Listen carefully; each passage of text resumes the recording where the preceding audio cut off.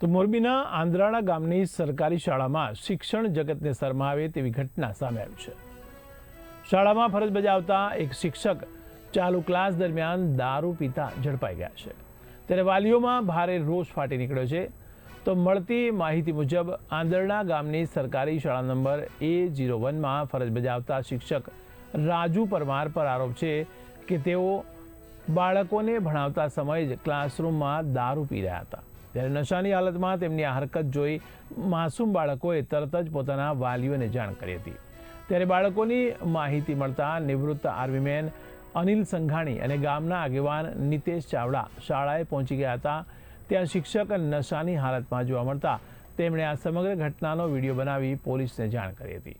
જોકે પોલીસ પહોંચે તે પહેલા જ આરોપી શિક્ષક સ્થળ ઉપરથી ફરાર થઈ ગયો હતો, ત્યારે પોલીસે સ્થળ પરથી 500 ml વિદેશી દારૂની બોટલ કબજે કરી છે। તો નિતેશ ચાવડાની ફરિયાદને આધારે ગુનો નોંધી આગળની તપાસ હાથ ધરવામાં આવી છે। ત્યારે ઘટનાને પગલે ગામમાં અને વાલીઓમાં પણ ભારે આક્રોશ જોવા મળી રહ્યો છે।